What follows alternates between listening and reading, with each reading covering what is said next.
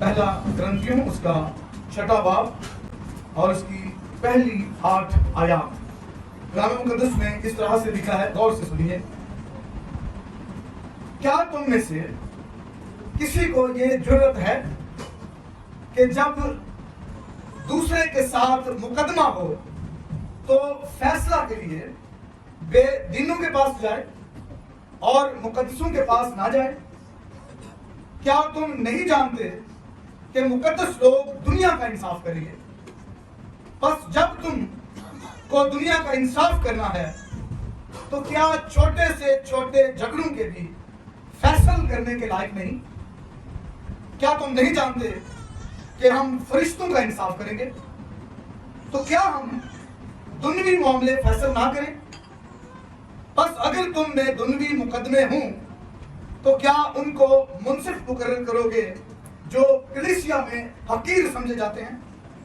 میں تمہیں شرمندہ کرنے کے لیے یہ کہتا ہوں، کیا واقعی تم میں ایک بھی دانا نہیں ملتا جو اپنے بھائیوں کا فیصلہ کر سکے؟ بلکہ بھائی بھائیوں میں مقدمہ ہوتا ہے اور وہ بھی بے دینوں کے آگے۔ لیکن دراصل تم میں بڑا نقص ہے، بڑا نقص یہ ہے کہ آپس میں مقدمہ بازی کرتے ہو۔ ظلم اٹھانا کیوں بہتر نہیں جانتے؟ اپنا نقصان کیوں نہیں قبول کرتے؟ بلکہ تم ہی ظلم کرتے اور نقصان پہنچاتے ہو، اور وہ بھی بھائیوں کو۔ کلام مقدس کے پڑھے اور سنے جانے پر اس کی برکت ہو۔ آمین آمین آمین۔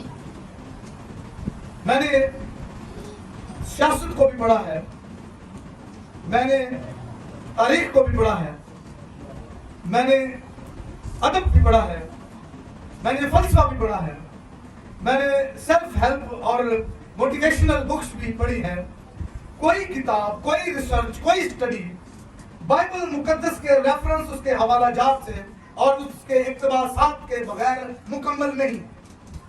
کوئی بھی کتاب اٹھا کر دیکھ لیں، اس کو پڑھیں، بائبل مقدس کی آیات، بائبل مقدس کے حوالہ جات، بائبل مقدس کے ریفرنسز، بائبل مقدس کے اقتباسات ان کتابوں کے اندر موجود ہوں گے۔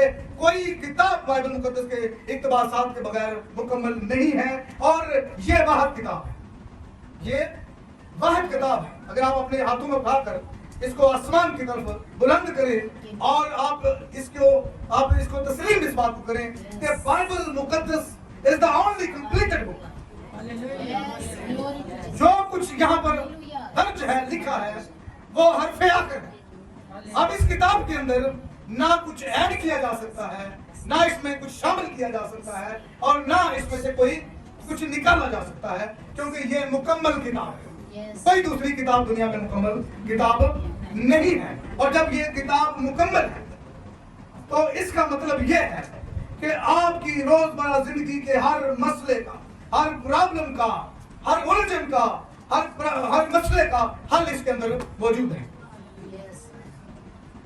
لیکن ہم اس کتاب کو وہ اہمیت نہیں دیتے، اور یہ الہامی کتاب ہے، یہ خدا کا کلام ہے، یہ خدا کا الہام ہے، اور ہم اس کو مسترد کرتے ہیں اور ہم اس کو وہ اہمیت نہیں دیتے جو ہمیں دینی چاہیے۔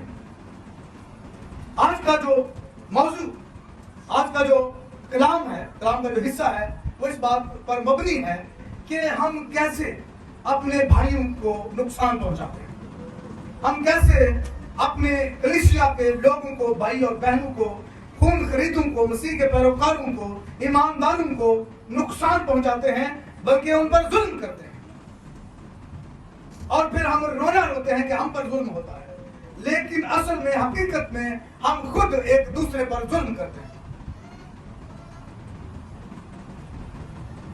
یہ جو حوالہ ہے، ہم پچھلے 5ویں باب میں اگر ہم جائیں تو پہلا کرنتھیوں اس کے 5ویں باب میں ہم جائیں تو ہمیں اندازہ ہوتا ہے، ہم دیکھتے ہیں کہ وہاں پر حرام کاری عروج پر، اور یہ حرام کاری کے اوپر لوگ فخر کرتے ہیں۔ پولس نے یہ خط لکھے کلیسیا کو، کرنتھس کی کلیسیا کو، جو کہ ایک یونانی شہر ہے، کہ جو مسائل تھے، جو پرابلمز تھے اس کلیسیا کے اندر، ان کو ڈیل کرنے کے لیے بڑے گمبھیر قسم کے مسئلے ہیں. کہیں پر غیر زبانوں کا مسئلہ ہے, کہیں پر قربانی کا مسئلہ ہے, قربانی کے گوشت کا مسئلہ ہے, حرام کاری کا مسئلہ ہے, اور پھر یہ اور مسئلہ ہے جو مقدمہ بازی کا, جو ایمانداروں کے اوپر مقدمے بازی کرتا ہے, ایماندار کو نقصان پہنچاتا ہے. اور یہ جو یونانی لوگ تھے, قانون یا کورٹس میں یا عدالتوں میں جانا ان کا ایک مشغلہ, ان کا ایک کھیل تھا. یہ کوئی بھی ان کا کوئی چھوٹے سے چھوٹا مسئلہ بھی ہوتا تو یہ اپنے ہمسائے کو, اپنے کسی عزیز کو, اپنے کسی پڑوسی کو, اپنے کسی اور دوست کو یا کسی بھی اور شہری کو کورٹ میں لے جاتے تھے, عدالت میں لے جاتے تھے, عدالتوں میں اس کو گھسیٹتے تھے اور فخر کرتے تھے. اور یہی کچھ جو ہے وہ ہماری کلیسیاؤں میں آج ہو رہا ہے. اور یہ ان کا مشغلہ تھا, یہ ان کا کھیل تھا. وہ جو ہے وہ اپنے لوگوں کو عدالتوں میں لے کر جاتے تھے اور they were famous of it, they were notorious of it. اور یہ بڑا ایک دبا تھا وہ ان کے اوپر تھا, وہ بدنام تھے اس بات کے لیے کہ وہ کسی کو معاف نہیں کرتے تھے. چھوٹی سی بات ہوتی تھی عدالت میں لے جاتے تھے, چھوٹی سی بات ہوتی اس کے اوپر مقدمہ دائر کرتے تھے. لیکن جو یہودی لوگ تھے, جو یہودی ہیں, یہودی کبھی بھی عام طور پر غیر قوم کی عدالتوں میں جانا پسند نہیں کرتے, کبھی نہ, بلکہ وہ اپنی حدت محسوس کرتے تھے, اپنی بے عزتی محسوس کرتے تھے کہ یہودی جو ہیں وہ کسی کے اوپر مقدمہ کسی غیر قوم کی عدالت میں کریں اور وہاں پر لے کے جائیں.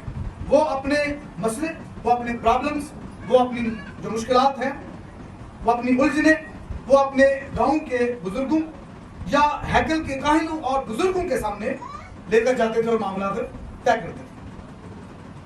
اور اس تیسرے کی کتاب میں لکھا ہے 32 باب اور اس کی 31ویں آیت میں لکھا ہے کہ کیونکہ اگر تم کسی کو عدالت میں لے کر جاتے ہو تو موسیٰ جو ہے وہ ان کو یہ بیان کرتا ہے, ان کو یہ سکھاتا ہے کیونکہ ان کی چٹان ایسی نہیں جیسی ہماری چٹان ہے. اور اس بات, ان کی چٹان ایسی نہیں جیسی ہماری چٹان ہے, خواہ ہمارے دشمن ہی کیوں نہ منصف.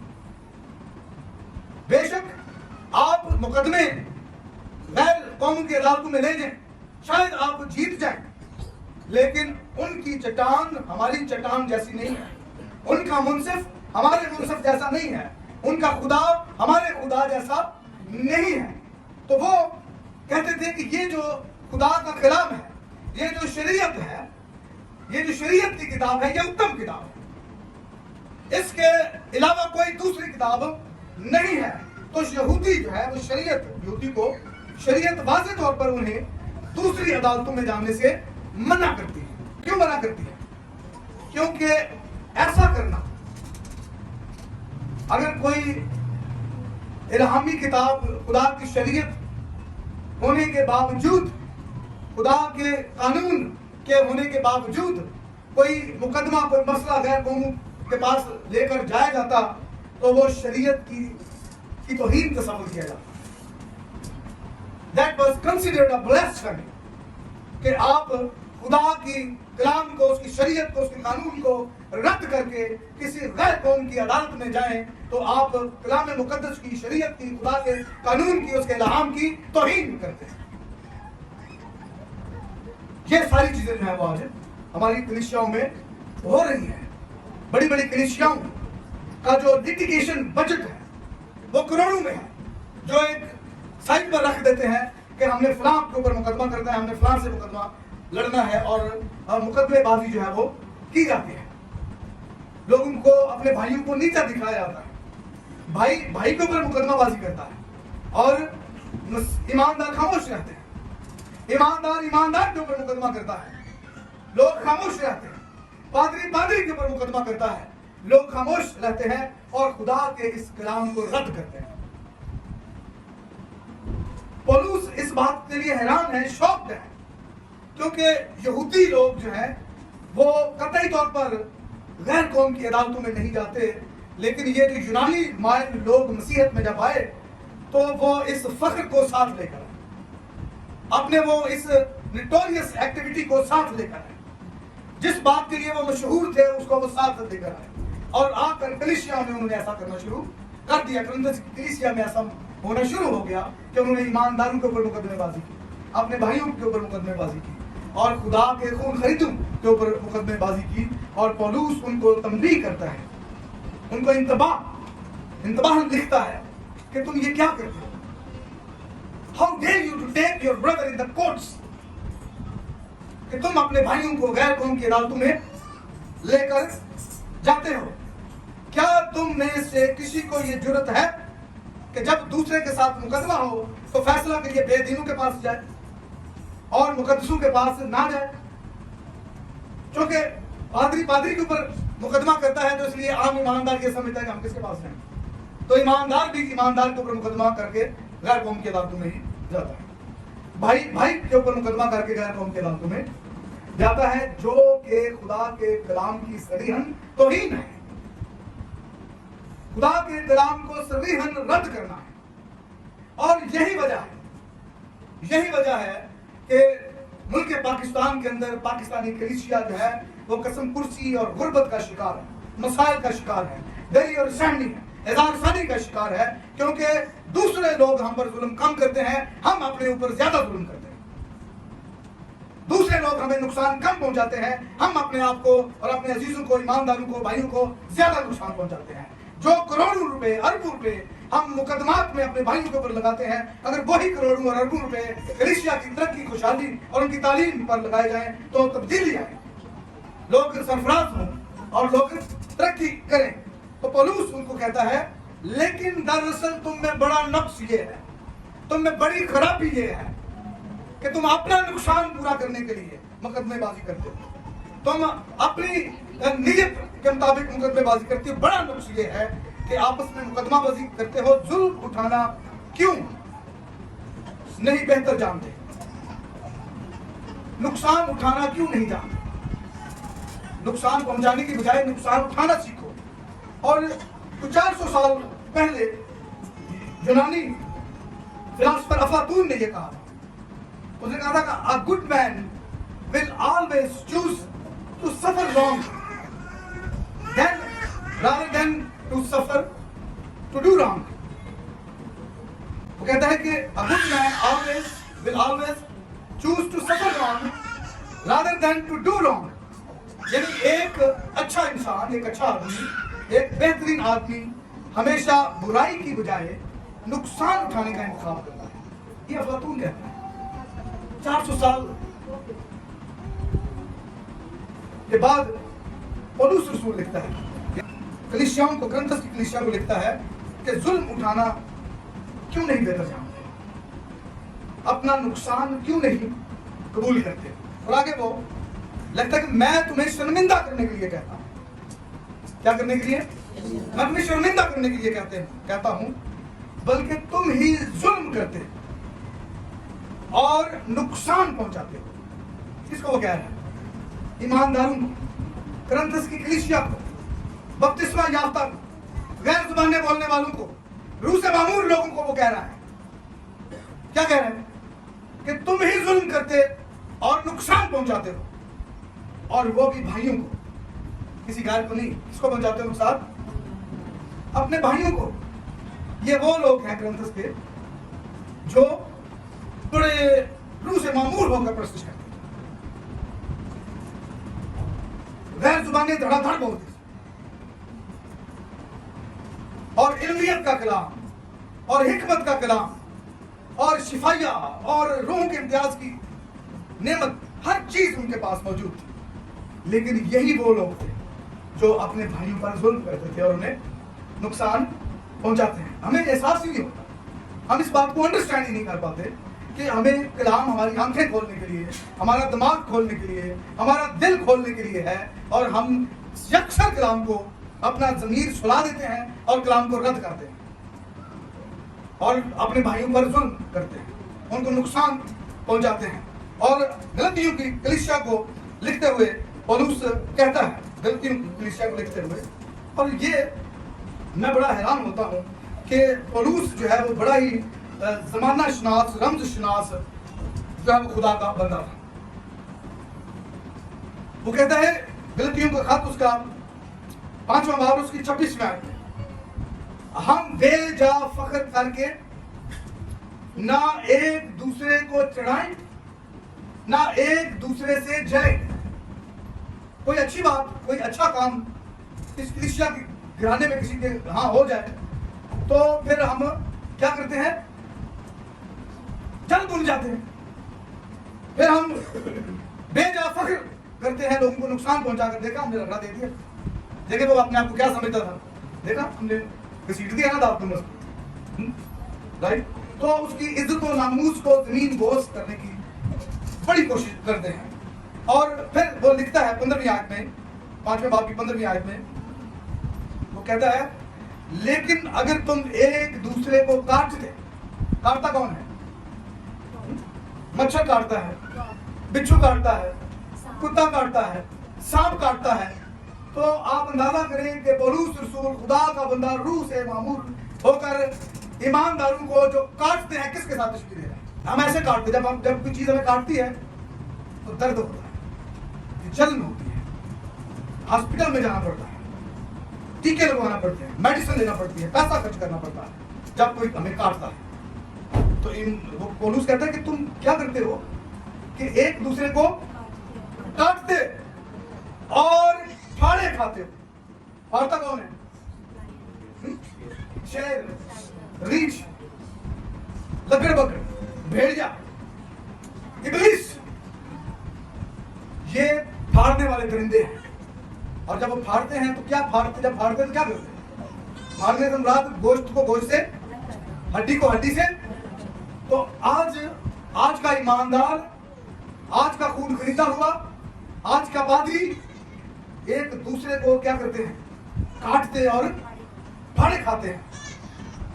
और लिखता है खबरदार रहना कि एक दूसरे का सत्यानाश ना कर।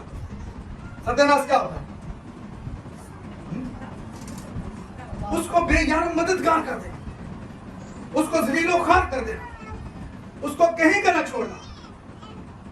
ये आज जब कलीसिया में, और हम कहते हैं कि हम पर जुल्म हो रहा है, हम कहते हैं हम पर इज़हार सानी हो रही है, हम कहते हैं कि हमारे घरों पर हमले होते हैं, तो खुदा के बंदो ये सारे काम तुम एक दूसरे को कर रहे हो।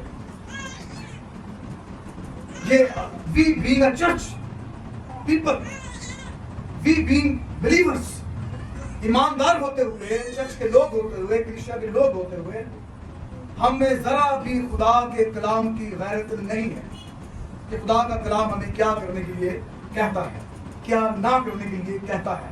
हम वो करते हैं जो हम चाहते हैं, हम वो करते हैं जिसमें हमारा मफाद है, हम वो करते हैं जैसे हमारी सोच, हमारा ज़मीर हमें कहता है। हम वो नहीं करते जो हमारा खुदावंद का जिंदा कलाम कहता है। तो इसलिए हमें समझने की और सोचने की और जानने की ज़रूरत है। अगर आप इस मुल्क में रहकर तरक्की और शाबानी और सरफराजी और सरबुलंदी हासिल करना चाहते हैं तो पौलुस कहता है कि एक दूसरे का भार उठाओ। और मैं तसव्वुर कर रहा था, विजुअलाइज कर रहा था कि जैसे पौलुस हाथ जोड़कर मिन्नत कर रहा है, इल्तिमास कर रहा है। आइए देखते हैं कैसे करता है। ग्रंथियों का पहला खत और उसका पहला बाब और उसकी 10वीं और 11वीं आयत में, इसको करके मैं खत्म करूंगा। पौलुस जो है वो कुरिन्थस की कलीसिया से मिन्नत और समाजत और इल्तिमास करता है और लग रहा है जैसे वो हाथ जोड़कर उनसे इल्तिमास कर रहा है। अब है भाइयों, यीशु मसीह जो हमारा खुदावंद है, उसके नाम के वसीला से मैं तुमसे इल्तिमास करता हूं, मैं तुमसे रिक्वेस्ट करता हूं, मैं तुम्हारी मिन्नत करता हूं कि सब एक ही बात कहो। यानी क्या करो? मुत्तहिद रहो, एक ही बात कहो, और तुम में तफरके ना हो बल्कि बाहम यक दिल और एक राय होकर कामिल बने रहो। यक दिल और एक राय होकर कामिल बने रहो, क्योंकि ऐ भाइयों, तुम्हारी निस्बत मुझे खलोए के घर वालों से मालूम हुआ कि तुम में झगड़े हो रहे हैं, तुम में लड़ाइयां हो रही हैं, तुम में तफरके हैं, तुम में जुदाइयां हैं, तुम एक दूसरे पर जुल्म करते हो, तुम एक दूसरे को नुकसान पहुंचाते हो, तुम एक दूसरे को काटते हो, तुम एक दूसरे को फाड़ते हो, तुम एक दूसरे से जलते हो, तुम बेजा फख्र करते हो, तुम एक दूसरे का सत्यानाश कर रहे हो। मैं मिन्नत करता हूं इससे बात रखो, यक दिल रहो, यक राय होकर, यक मुश्त रहो, एक ही राय रहो और खुदावंद के दिन के आने तक एक दूसरे का भार उठाओ, एक दूसरे की फिक्र करो, एक दूसरे का ख्याल रखो, एक दूसरे की इज्जत नफ्स का ख्याल रखो, एक दूसरे की रिस्पेक्ट का ख्याल रखो, क्योंकि इससे सब जानेंगे कि तुम मेरे शागिर्द हो। अगर हम ऐसा नहीं करते तो हम ना खुदावंद के शागिर्द हैं, बल्कि हम उसके कलाम को भी क्या करते हैं, रद्द करते हैं। इसलिए खुदावंद के कलाम को वो जगह दें, वो इज्जत दें, वो रिस्पेक्ट दें जो उसकी है। लेकिन अगर हम अपने मुकदमे, अपने मसाइल गैर कौमों के पास लेकर जाते हैं तो हम कलाम मुकद्दस की तौहीन करते हैं। पौलुस कहता है कि क्या तुम में एक भी दाना नहीं? इतने बड़े बड़े स्पीकर, इतने बड़े बड़े हीलर, इतने बड़े बड़े ईमानदार, इतने बड़े बड़े मुफस्सर, लेकिन दानाई किसी में नहीं। यही कह रहे ना पौलुस, क्या तुम में एक भी दाना नहीं? लोग कलाम सुनने के लिए तुम्हारे पास आते हैं, लोग हीलिंग के लिए तुम्हारे पास जाते हैं, लोग अपनी दवाइयां दरख्वास्तें लेकर तुम्हारे पास आते हैं, लेकिन अपने मसले मसाइल तुम्हारे पास लेकर नहीं जाते, वो गैरों के पास जाते हैं। एक भी दाना नहीं। सोचिए इसके ऊपर। खुदा आपको इस कलाम को बरकत और